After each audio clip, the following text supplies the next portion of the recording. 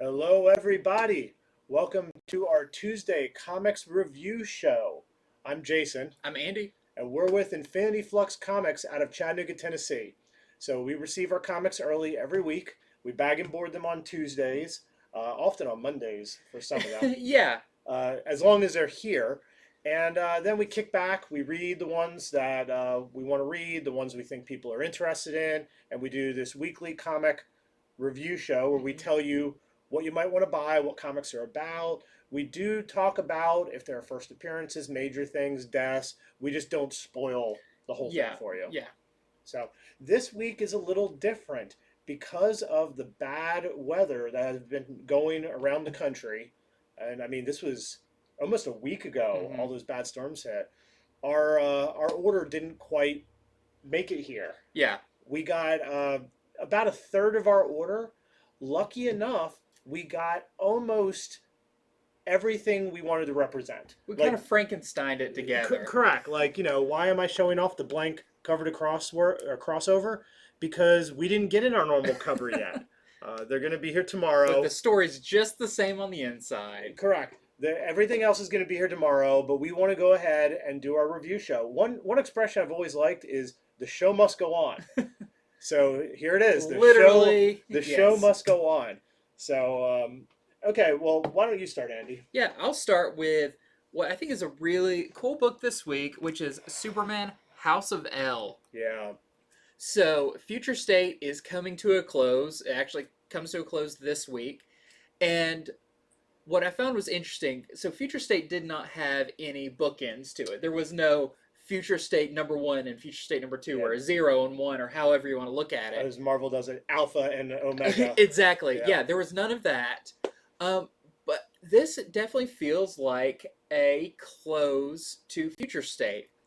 It's just a one shot, so this wasn't like, you know, some of them are 2 parts, some are 3 parts, Right. some are 4 parts. This is by itself, and it's definitely a culmination of a lot of the stories that we've been reading so far. Definitely Superman is a big one, but I feel like it's set in the future, and it kind of shows you this is, despite all the stuff that happens, this is kind of where we are. And you mean further in the future than most of the Future Yes, State books? future state. Right. The future after Future State. Yeah, but not as far as the future is Immortal Wonder Woman, but I think further than Swamp Thing, Okay. from what it feels like. Mm.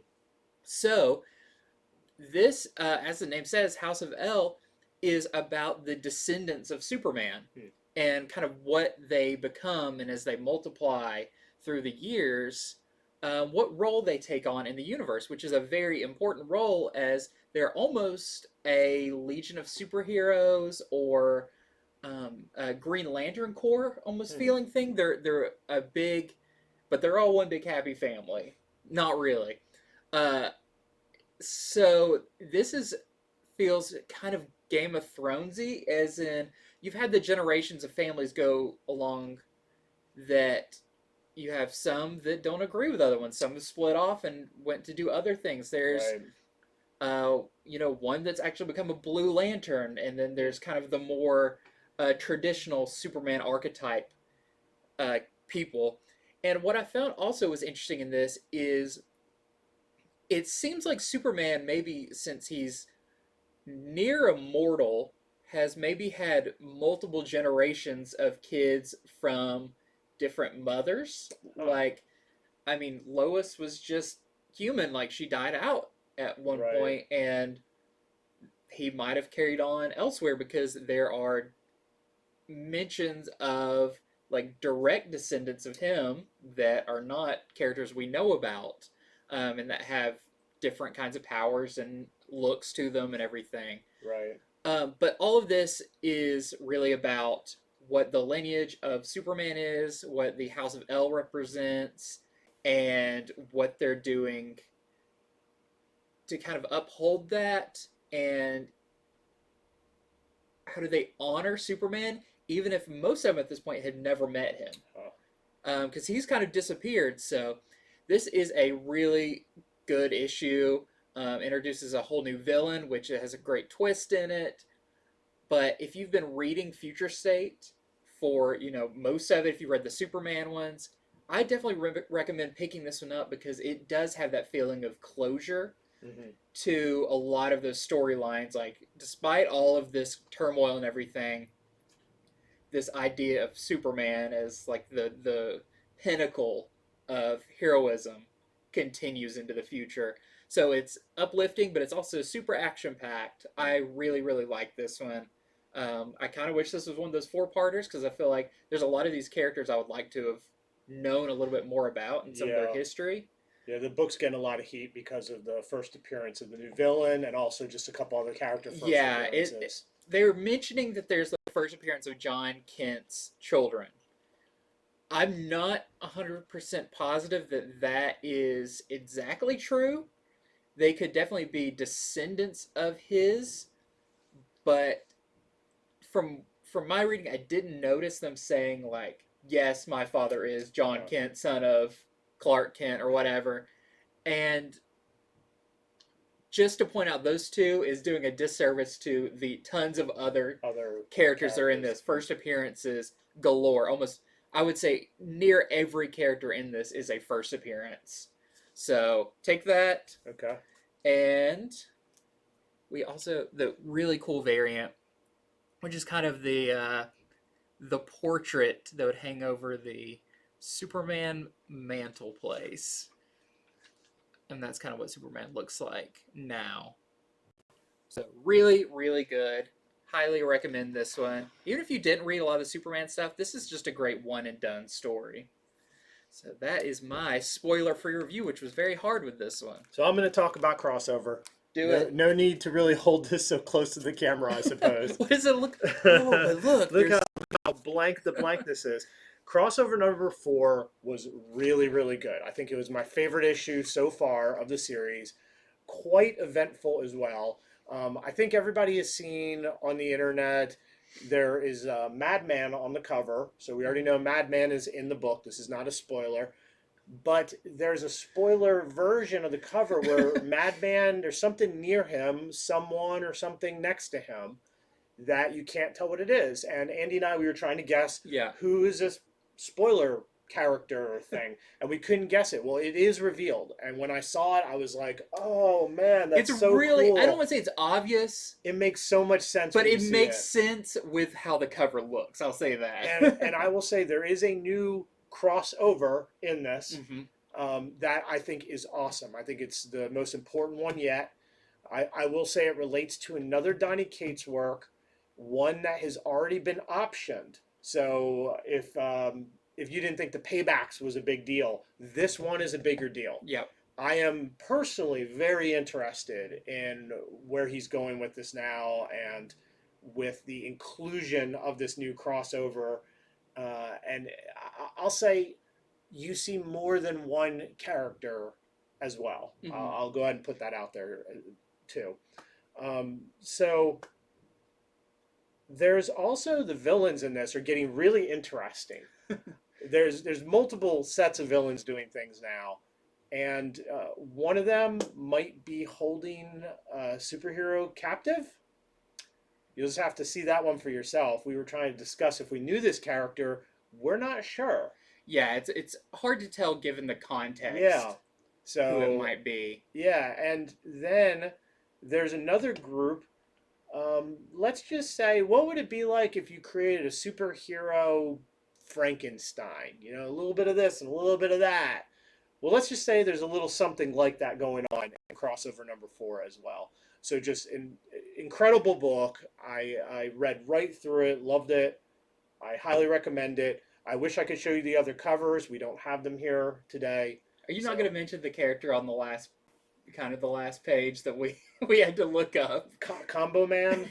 Yes.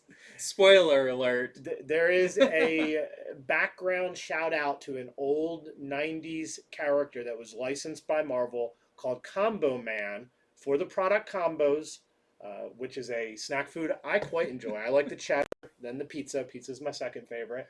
And this character was a little bit of things, and they're just in the background. You can tell it's Donny Cates just having a joke here. Yeah, but it's opening the door for the whole Combo Man universe to That's right. You explode. heard it here first. Combo Man universe.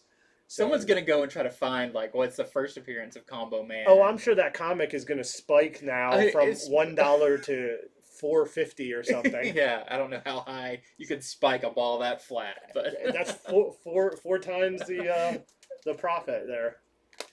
let's see. So next, I will talk about another book that we only got the variant for. We did not get the A cover, but that's okay because this variant cover is super cool. This is Stray Dogs from Image, and as you can see, the variant cover is a little Silence of the Lambs. I was really interested in this. I can't wait to hear what you have to say Yeah, on this so this was a very quick read. Not just because I was trying to read quick, because we had a lot to go over, but it definitely flowed at a very, people who read comics would know, a very comfortable pace. I didn't feel like I was getting caught up in anything. The world was really easy to get into. So this follows this little dog. I believe it's a Chihuahua, if I am not mistaken. I don't remember if they actually said like the types of dogs that are in this. But it begins. It's pretty cute. Like the art there, even on this cover, definitely reflects the interior art that. We were talking. I was like, what is the artist that did All Dogs Go to Heaven? And I knew it. Yeah, Don Bluth. Don Bluth. Yeah. This is so Don Bluth. I don't even know if I would say R-rated Don Bluth, but a hard PG-13 Don Bluth. What I always wanted as a kid. Yeah. So you can imagine then what there's a bunch of other dogs in it, what they look like. But this goes from being kind of a nervous Chihuahua's first day in the home of a dog lover who has many, many dogs, to a murder mystery that is very interesting because of kind of what a dog's perspective on something like that is, and how it may be, how a dog may not completely understand what's going on, and you're kind of seeing everything through this little dog's perspective. It was really interesting. The art was great. It had such a, like, I don't want to say uncomfortable then, but like the like this cartoony thing, and then maybe you're witnessing a murder and everything with these dogs that are so like lighthearted and their big glossy eyes and everything. But this was really good. I didn't know how I felt about this, especially when we saw like the art and everything. It's like, what's the target of this book? I think the target is definitely just people who want something different, because it's not a kid's book by, right, you know, with murders going murders. on. And There's a little bit of language, spoken by dogs, which is, I don't know, it's a little funny. But I feel like this has a wide appeal to comic readers because it felt like something I hadn't read before. I know Grant Morrison had a book like We Three, which was about pets, and I've read a couple of books that kind of are a little, you know, they use pets and everything. But this is a whole new genre we're getting into, of kind of this weird cartoony horror movie feel. But there are more covers than this. There's an A cover. This is, I believe, just the B cover. Right. There's another, like an acetate cover that we're interested to see how that looks when it comes in. But I really recommend this one too. I'm not sure how many issues is supposed to be, but you can tell they're telling a definitive story, that they're setting up this mystery. So I can't imagine it's more than a mini series, but I really liked it. I am now way more interested in reading issue 2. It is a mini series. It is a mini series. It's like 5 maybe. I think 5. That sounds right. But yeah, definitely check this out. And I could see like maybe it spinning off, and it feels so much like an animated movie or a TV show or something that the art style's already set up for that. It's just, I like it when genres get mixed, and that is like a mix you've not seen. Like yeah, horror with, you know, sort of childhood animation. Yeah, it's even more so than like a Scooby-Doo or something. It's like that, but just turned up to an extreme. Yep. Okay, so here's a very hot one this week. that at our store we are sold out of. It is Batman Black and White number 3. Check out the Joshua Williamson cover there. Looking great. Awesome. Yeah, so this series lets creative teams tell little stories. So there's like maybe 4 or 5 tales in this by different creative teams. But what has put this on the map today is that there is a new sort of Robin character, sort of not Robin. They don't call her Robin, but the first story is done by John Ridley, the person who did the next Batman from Future State. And guess what? It's a Future State Batman story. So they're not just throwing these characters away. Yeah, I'm really happy them about back that. up. It's a really good story. There's a part where some criminals have caught the next Batman, and they're debating the color of his skin. You know, they're like, "Hey, wait a minute, is this Batman?" And it's funny. It's handled very well. It's not all like uncomfortable or weird. It's more of like a humorous scene that I thought was really cool. But Batman has a helper who is like a Robin. They don't call her Robin, and they reveal who she is as well. It's not a secret identity where by the end you're like, oh, I don't know who it is. They don't say the name, but they say enough about the two characters and their relations that you know who it is. And so I think it's a pretty major first appearance. I think this is why everybody's grabbing them up. However, in another story in this, I forget who did this one, there's a character who claims to be Bruce Wayne's daughter. And that's sort of the culmination of the story. It ends with her being like, Bruce Wayne was my father, and she's dressed up like Batwoman. Yeah, but So kind of another a whole new suit character. and everything. It's we were trying very hard to figure out like why is anyone talking about this? I can't believe they put so much in this book. I wonder if they like. I almost feel like with these creative teams, they're like, here, write whatever you want, and then the editor was off on vacation or something. Because I feel like an editor would have been like, we shouldn't have this. We much should like in this put book. one big reveal per Correct. issue. Yeah. Yeah, and then in a later story, there's a Batman character who he's the captain of a big mech, a huge Batman mech. It's crazy. It's a wild comic. So we're sold out of this. A lot of people watch our show from all over. So if you can find this, track it down anywhere, I highly suggest it. And then here is the variant cover. I think that first one isn't it Middleton? Yes. Yeah. I'm sorry. Yeah. Joshua Williamson's a writer. Yeah. Middleton. Yeah. Middleton was exactly who I meant to say. This is the Takata variant. That one's awesome because for me, it's a little Bermejo, you know, with some of the texture and everything. I think so too. When you see it up close, it has a very distinct style. And I think some of the background reminds me a little of Jim Lee. Because it's raining. Yep. Much more Bermejo, though, like you said. Cool. So, next up, I will talk about a book from Marvel. This, just out. This is Marvel Voices Legacy number 1. So they've had a couple of different Marvel Voices, and these are anthology books that cover multiple different characters, mainly focusing on minority characters or characters that we haven't,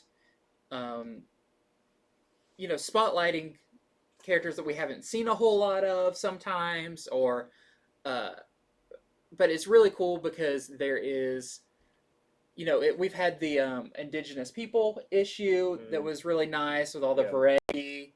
There was the one that had Miles on it. They reprinted it. This one covers a lot of things. So you've got stories about Miles, which is interesting. The first story in it is Miles Morales. It is written by John Ridley of Batman Black and White and drawn by Oliver Coipel, who is the artist of the Batman Black and White story. So it's like they were just like, the hey, same team working both sides. Both sides issue comes out the same day. But this is definitely a celebration of the different characters, what makes them unique. So you have characters, like I said, with Miles. You can see on the cover you have Jubilee, you have Storm, you have Miss Marvel. You have a whole gamut of characters that get about 2 to 3 pages each. None of the stories get too in-depth, but there's some kind of fun little one-and-done action scenes. But I highly recommend this. Especially one, Oliver Coipel's art in the Miles story is really cool. The other one I'll mention is there's a Domino story. I believe Ken Lashley did the art for it, and it is really, really nice looking. But this is a fun one shot, especially I like to talk about the one shots when we have so much of like King in Black coming out, and we have so many of these big events to take a step back and be like, let's just read a fun story about this character that's not tied to 1,000 different things. So this is definitely that. Really, really good. Great artists, great writers, great little one and done story. And there's a bunch of variants too, and we did not get them all. There's a really nice Miles Morales. There's a really nice Miles one. We did not get that one in. A bunch of people really want that. There's a Black Panther one by Ken Lashley. Mm-hmm. Yep. Hopefully those come in and we will have all of them available. Yep. So next up, I'm going to talk about the King in Black tie-ins that arrived. First off, we have Return of the Valkyries number 3. So in this issue, the Valkyries, they continue coming together and they plan their assault on Null, and they try to figure out how they're going to take him down with his Necrosword and all that. You get some history about the Valkyries too. There's some really cool flashbacks. You get to see how one of them goes through some training on how to defeat dragons. Oh yeah, that's very helpful right now. Yeah. And they actually have some rules to it as well. I like they have here's how you defeat dragons sort of checklist rules. They even get some advice from sort of an elder Valkyrie character as well. So that's what's going on in that. The other King in Black tie-in I was going to bring up is Black Cat number 3. This has been a surprise. Yeah, this series. It really has. It started out really fun. You know, it started out she's given a mission by Captain America to save Doctor Strange. Cap knows that to beat Null, they need Sorcerer Supreme. So by this issue, they've actually already saved him. He's weak, but they've saved him. But in saving them, she has used his staff and become super powerful. So the problem in this issue is Black Cat. Black Cat is so super powerful, she's gone insane. Meanwhile, you're in her head, and the magic has taken a shape and is offering her all this power. They do this very interesting little dance of, I'll grant you this if you do this thing. And you'll just have to see where it goes. It has a really cool resolution. Both of these that I'm talking about, Return of the Valkyries and Black Cat, they do still continue. They each have one more King in Black tie-in to them. So very cool, very exciting issue. And that is the A cover for this. I forgot to mention, this is actually the variant. Our A cover has not arrived yet, but it's just a patchwork we're putting together of. Yeah. Also this week is Planet of the Symbiotes is also out this week. We didn't receive ours yet. And the only other King in Black tie-in is Symbiote Spider-Man. Yeah. So just to give you the list, look for in your local store. Cool. So, back to Future State, we finally have Batman Dark Detective number 4. The final act, I believe, in the whole Batman Future State story arc or timeline that's been going through all of these. The kind of 35-ish year, I believe, is when most of the Bat books take place. It's 2025 is most of the books. Dark Detectives in 2030. 2030. Yeah. Okay, yeah. So this is definitely, you talked about last time the next Batman, how it didn't quite wrap up the magistrate stuff and all that. Yeah, not at all. I won't say that this like puts a bow on it and puts it under the tree, but I feel like this has the moments that you were kind of wanting out of that. Okay. And I do, we had Next Batman, which is cool that he's coming in as this new character and everything. but Gotham is really Bruce Wayne's thing. Like, you know, it's his great life's journey is to protect Gotham. And so you do see the big slugfest between Bruce Wayne and Peacekeeper '01, which I've really been waiting for. They kind of tease it on the cover here where you can see them on top of the building. Off. Yeah. And it is beautiful. Dan Mora's art in this is just incredible. There's 2-page spreads of them just wrestling and hitting each other. It's kind of what I've been waiting for from this book, which has been one of my favorites so far. Now, it's interesting because a lot of these future state books, we didn't really know how they would end. Would they end, you know, like definitively everything gets resolved at the end of all of them? I'll say this one does end with Bruce Wayne's adventures continue in Detective Comics, which we do know is by the same creative team that's going to go over there. I really felt like this is a story that we are going to get more of. Just the way that it plays out, there's a good ending, but it leaves a lot of loose ends. But I think the story arc of Bruce Wayne from this does have a good ending about, you know, he went from being like, we saw him like in an alleyway where he's supposedly dead, all that. And in this one, I would say Batman is definitely back. Okay. So that's interesting. So if Future State were to continue, it's like you got Bruce Wayne Batman and the next Batman. Yes. Unless Bruce Wayne dies in this. I won't say either way, but maybe. But really cool issue. I think once the kind of the feeling of Future State settles, I know a lot of people want, you know, some big blowout final thing. But I think once this settles and people look back, this is going to be a great 4-issue run to read for a really cool future Batman story. So maybe it doesn't tie up everything like Next Batman didn't also, but I feel like it was a solid book all the way through. So really cool, and a lot of the little characters too. We know the place that Bruce Wayne's staying, the apartment. Yeah. That's really good. How that's all taken care of and everything. So really cool. I loved Dark Detective. So final issue of it. And really cool Brian Boland variant cover. It's funny to see Brian Boland do this new weird Batman costume. But really cool. Okay, so next book I'm going to talk about is Nuclear Family. It is a new ongoing series from Aftershock. It is set in 1950s Americana during the Cold War. Mm-hmm. So the cover represents that pretty well, what they're wearing, the way they're dressed, the way they're posed. Yeah, the gas masks and all. So it's about this dad and his family.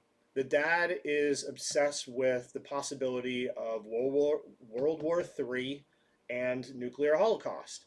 So he's prepared. He's got a bunker. He listens on his radio every night. So there's a lot of setup of getting to know him, getting to know the neighborhood where he works, just sort of the atmosphere of the place.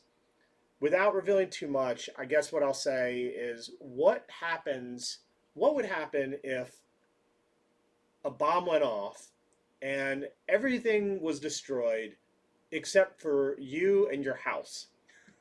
Would everyone be cool with that? Or would, you know, the pitchforks come out and people call you a traitor? And something similar is kind of where this is going. Issue 1 ends with a bit of a cliffhanger having to do with that. So a lot of setup.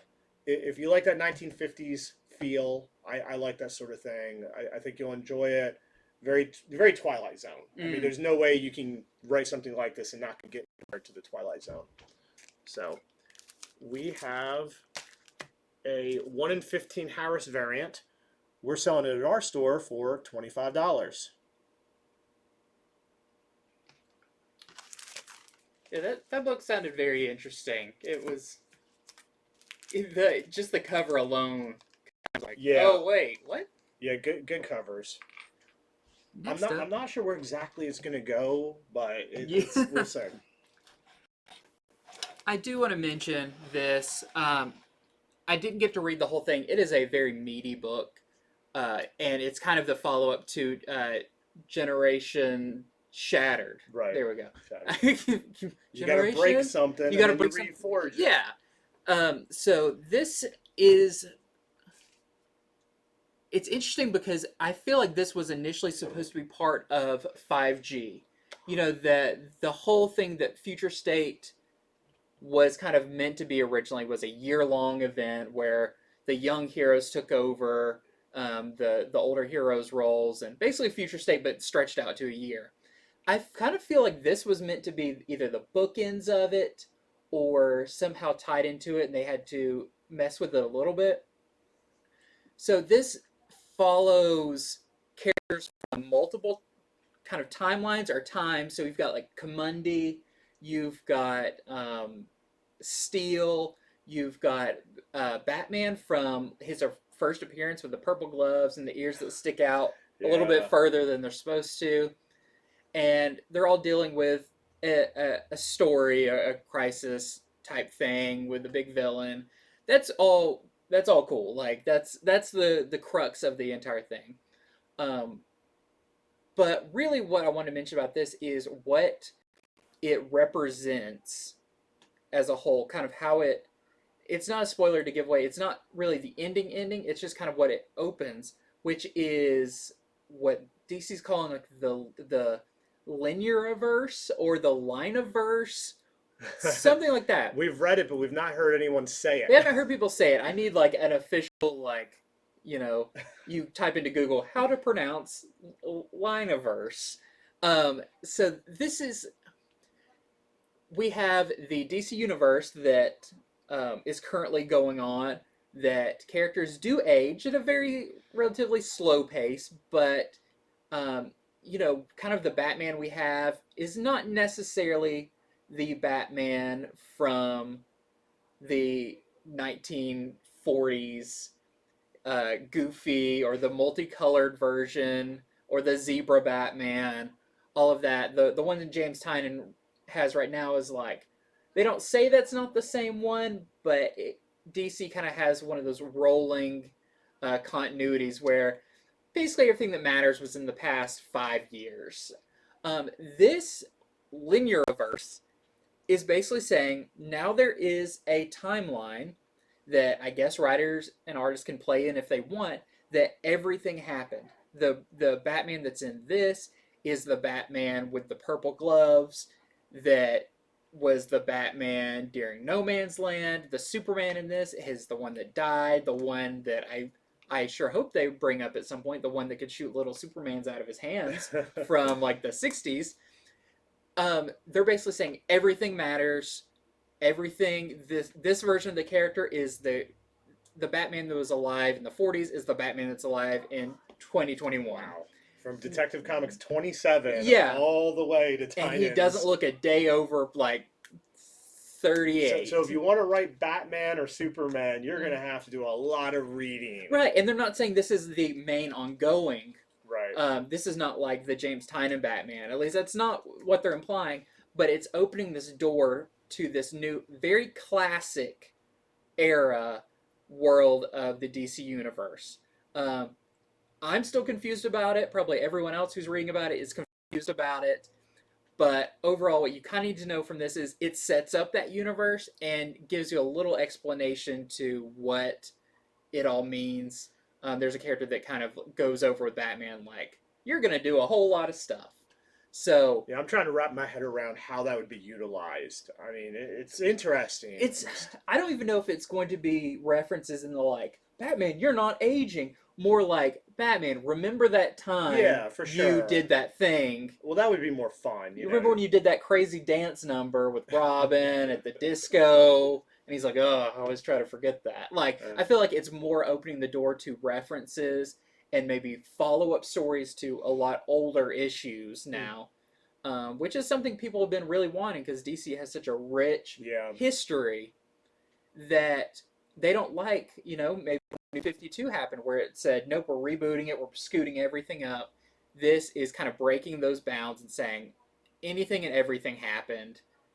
Writers, enjoy. Oh.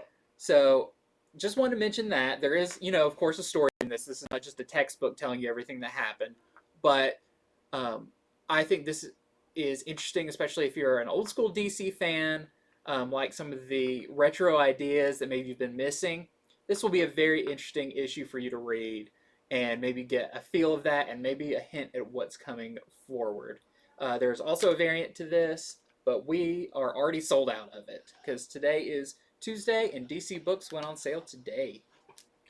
Okay, I'm going to talk about some DC stuff. I'm going to go over just sort of all the number 2 future states that I went through today, beginning with Batman Superman number 2. This is the weirdest, That's wildest the first thing you said to me.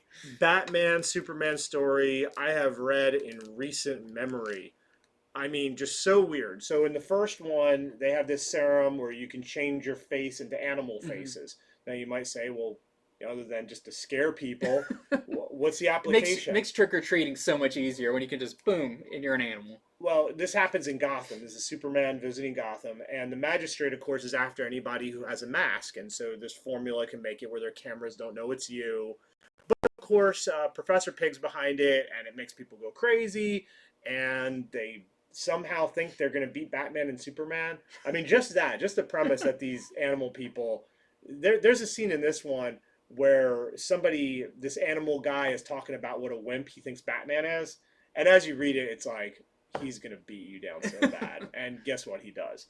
But it's such a weird issue. Like, I'd have to use so many words to explain why things happen in this. So instead, I'll just skip you to the weirdness.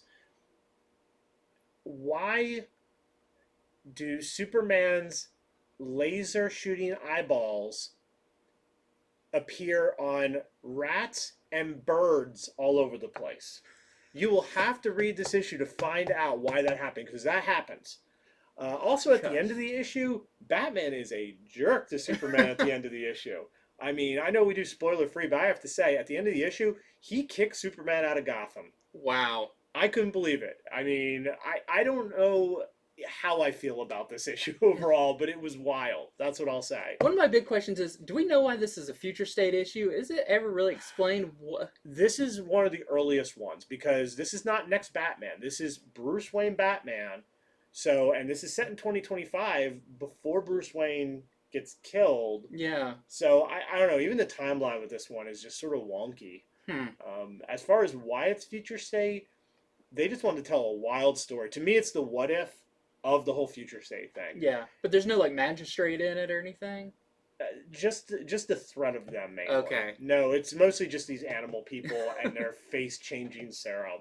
It was a wild read. That's all I'll say. I didn't feel I misspent my time by reading this insane issue. And just even if you're not going to buy it, and you know somebody with it, skip to the end. Read the part where Batman kicks Superman out of Gotham. It made me laugh. Okay, the next one I read is... I'm sorry. Here's the variant. This is the Art Adams variant. With Warthog guy. Yep. Who's definitely going to beat up Superman, for sure. Because he has all the strength of a warthog. Okay, so next up, I have Legion of Superheroes, which is written by Brian Michael Bendis, who is a fantastic writer.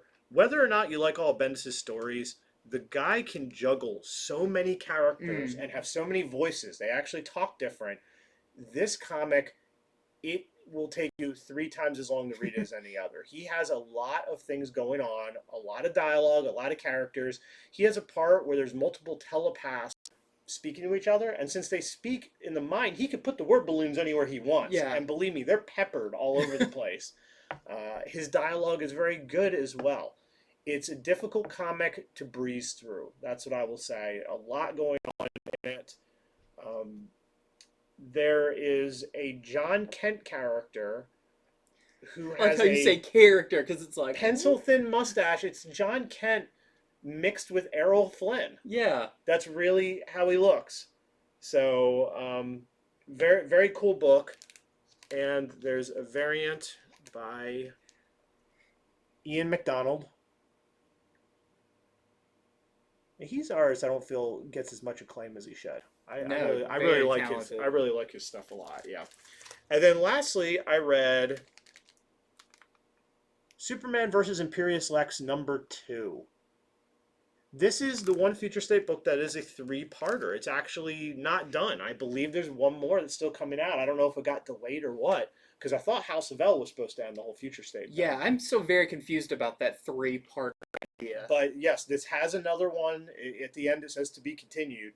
So this one has a lot to do with Lois Lane. The first one did too. And I reviewed that. I said it should have been Lois Lane versus Imperious Lex. Now, you do get a lot more Superman in this. So Lex Luthor he basically is running this planet. He is the head guy of his whole alien planet, a whole race of people that worship him. But he's not. They're not his slaves. They're not his subjects. They have voted him in. He makes it all look like it's good and like he's helping these people. Yeah. So Lois goes to the planet because he wants them to join the League of Planets. Mm-hmm. And of course, when Lois gets there, lo and behold, guess what? He's up to no good. And so, of course, Superman comes to try to rescue her. Superman and Lex have a real good fight. I'll tell you, they have a good knockdown, drag out battle. And I'll tell you also that it's really interesting because Superman is hated on this planet because they love Lex Luthor and they don't understand Superman. Anything he does, they're like, oh, you're an alien and you're a jerk. Lex is our hero.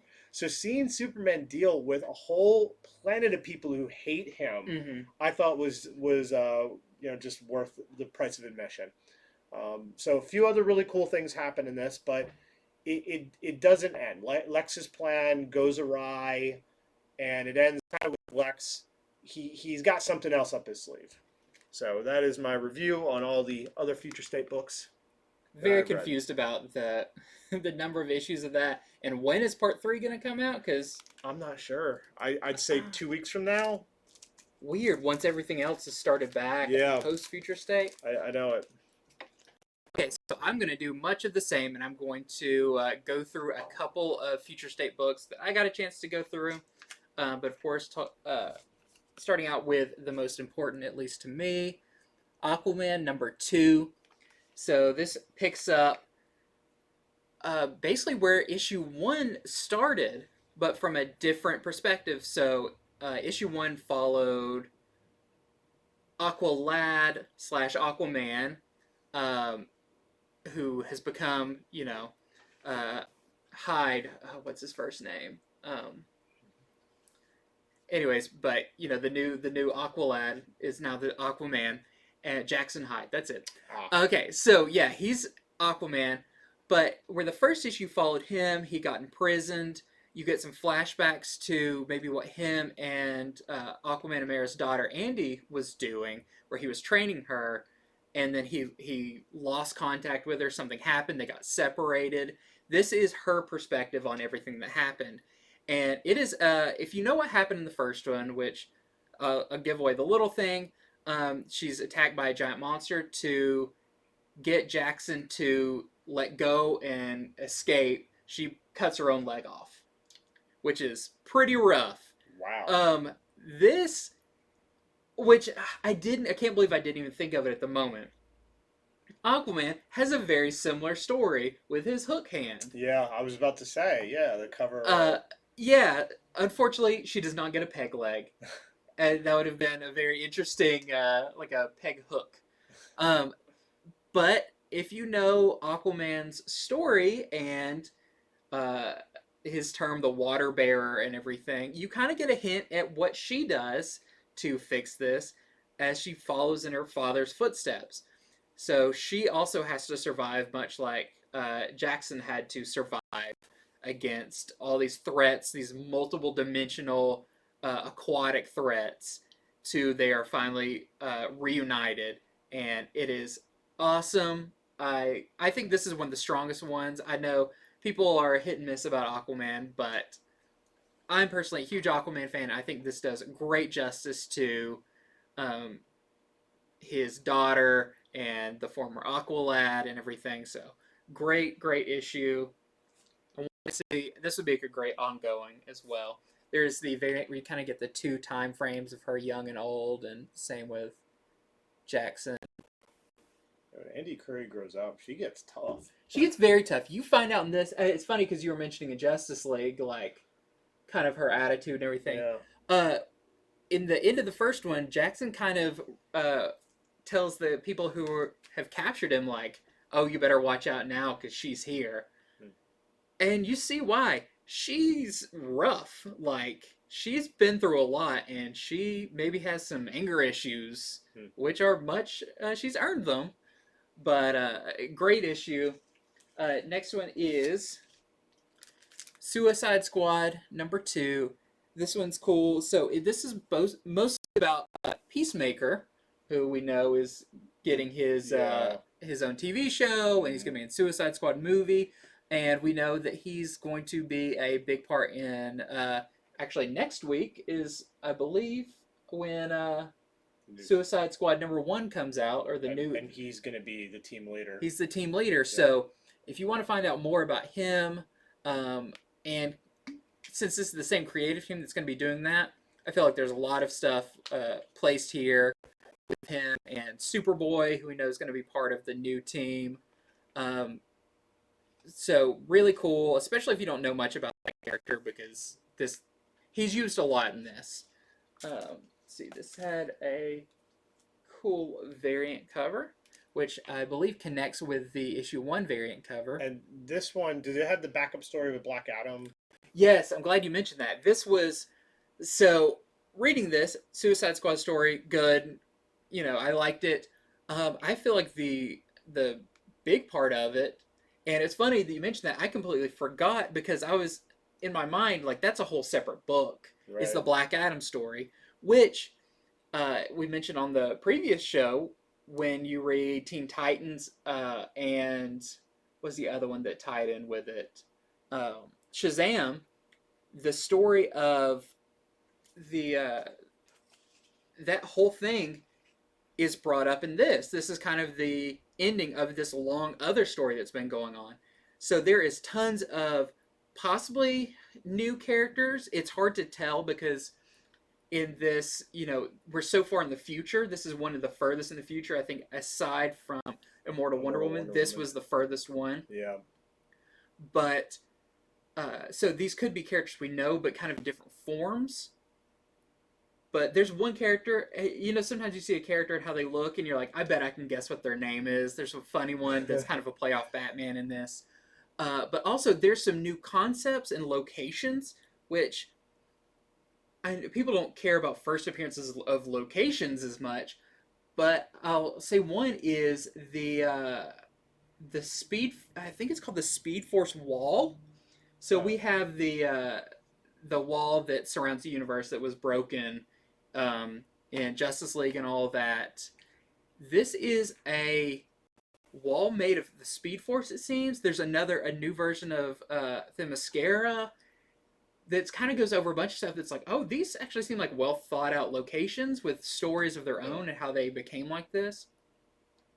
And then how the Black Adam story ends, I feel like it says the end, but there's hints that this is going to be, I almost feel like a big story because we know DC's doing a lot with Black Adam. Yep. I mean, he's going to be in Justice League. On the Justice League, yeah. Dwayne Johnson's going to be playing him in a movie. The place where they leave him is like, okay, we're going to see this again. It's inevitable that this story is going to get picked up somewhere. Even given the date that is attached to it, you're like, oh, okay, yep, this is something. So, yeah, Suicide Squad #2.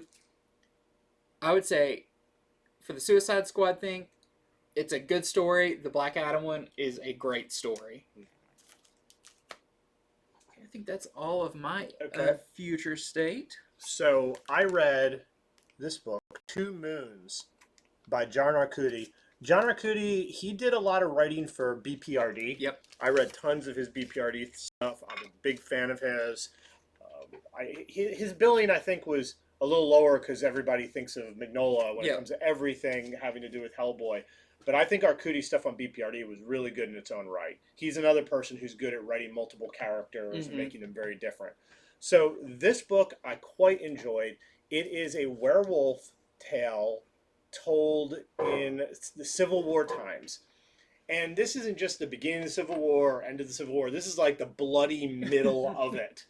And it follows a Union soldier who is at least in some small part Native American. He has some Native American ancestry. And so during just these terrible, crazy battles, he starts to see ghosts. Some are his relatives, and they start pointing out messed up supernatural things that are going on. And as a reader, you know about werewolves, but in stories, a lot of times the people don't know about it. And that's one of these where he's never heard of a werewolf, but you're picking up on it. This was, the art was really good. It was very scary, very bloody, give you that real feel of war. And I thought the main character was very cool, very interesting. He was both a Union soldier, and he seems like a pretty good soldier, but at the same time, the other soldiers don't like him as much because of his heritage, and so he's a little bit isolated. I like things told in the Civil War days. I think it's a very interesting time. It's long before technology made everybody so connected, so you could still have someone where they're around an army, but then you take them into the woods, and the woods are really scary, and everything is terrifying. So I thought this was an excellent first issue. I know when I skimmed through it, there's some truly horrifying looking things in it. Very scary. So, some real, some imagined maybe, and some he's not sure about. This is the variant cover. We did not get our main cover today, but I had to talk about it because I really enjoyed it. Okay, rapid fire. I've got just a couple more things to talk about. First off is Spawn. This is issue 315. And we actually are already sold out of this. One, we did not get the variant cover in yet, because I think this is the A cover. But what's big about this one, this is the first cameo of Plague Spawn, which was kind of teased on one of the other covers. But really wanted to highlight this one because if you follow comic news... Yeah, some big news. Big news this week was Todd McFarlane is expanding the Spawn universe, starting off with a one-shot, and then branching off into, I believe, 3 other series, Gunslinger Spawn. Correct. He's going to be doing 4 books total. 4 books total. Then the Charring, or what, something like that. It's like a team book. But it really seems like he is, at this point in the series, planting the seeds for what's going to be coming up in those. Because he's been introducing a lot of new characters, bringing old characters back, like Gunslinger Spawn, who's basically in every issue of Spawn currently. And I don't know, I think it is very, I mean, you can't knock this guy who created Spawn 20 years ago, maybe a little bit more than that. Yeah, it's about 30 years It's now. close to 30 years, and he is making news with his announcements, and people are so excited about it. Spawn is, he's bigger than he's been in the last, I'd say, 28 years. Yeah, like, it's unheard of in comics for something to go this long and have ups and downs, but then come back stronger than ever, basically. So this is awesome. I'm so excited for what's coming up in Spawn. If you're not reading it and you think this new stuff sounds exciting, any issue of Spawn is a great one to jump into, because it is what it is. It is action. It is crazy. The art right now is great, but definitely check out Spawn if you haven't checked it out in a long time, because I think, so many people are missing out on a really, really fun book that is currently coming out right now. McFarlane, he is very boastful but he's one of these people who can back up his boasts. Yeah. He has the mind to do it, he has the will to do it, and he certainly has the capital to do it. Mm-hmm. So more than just he's launching these other Spawn books, he has said that for too long there's just been Marvel Universe, DC Universe, and other places have tried it. Valiant's tried it and such. Mm-hmm. He said he is trying to make another shared universe that's going to eventually be the size of Marvel or DC. Mm-hmm. That's what he is saying, and that excites me. Now, if this were back in 1990 when Image, was doing something a little similar, they were mainly just launching independent stuff. But you were back then, we were all hoping it would connect at some point. And it had some problems. But now I think is a better time than ever. There are more people sort of still in comics from back then. There are new comic readers. Comics are doing pretty healthy right now, if you ask me. And I think a third universe would be great. Meanwhile, you have Donny Cates doing crossover at Image, a comic that's all about bringing characters together. Then you have these rumors that Image... We've already heard the rumors that Image was going to launch a shared universe. Mm-hmm. People thought Radiant Black might be part of it. Well, we even got a hint in Radiant Black with a little Savage Dragon. Savage Dragon being on the TV screen. So it's like all signs are pointed towards they're going to do this. And the fact that McFarlane is so involved in it, I'm happy about that because he's the head over there and he's got a lot of capital and a lot of clout. You want somebody like that pulling this together. Yeah. So I don't know. I'm pretty excited about it. He also gave a laundry list of other creators he was working with on this. Mm-hmm. He named names, and it was a ton of big names. So that's what I like about him is he, so many companies are into their secrets and their wait, we're gonna have an announcement. He's just like, no, this is what we're doing. Here's a list of people I got attached to it. I'm working on getting more. Like it is very transparent and. By doing that, I'm like, I completely believe he's going to do this. I mean, for the first time since our shop's been open, when people bring me in Spawn number ones, I'm like, good, and I'm putting some of those back. Yeah. I who knows how big this is going to blow. Yeah, so. I think they're primed better than ever for a Image universe. Me too. So I wanted to bring up Something is Killing Children. Number 15 is out this week. If you could find the 1 in 25 somewhere, I would grab it. It is selling online for $100 or more. Very, very cool variant cover. I don't have it here to show you. This book is an amazing book. James Tynion writes it, and he said he was planning on ending it at issue 14, but due to the popularity of it, how much people have loved it, he has continued. So this is, I believe, the first one after his original sort of plan for where it was going to go and what he was going to do. So it's a good jump on point. It's funny because for a while we were like, is this the last issue? Is this the last issue? Yeah, because it was definitely announced. I think it was supposed to be somewhere between 12 and 14 issues. But I've rarely seen a book pick up steam as it goes like this book. This might end up being the new Walking Dead or Saga or something like that. Yeah.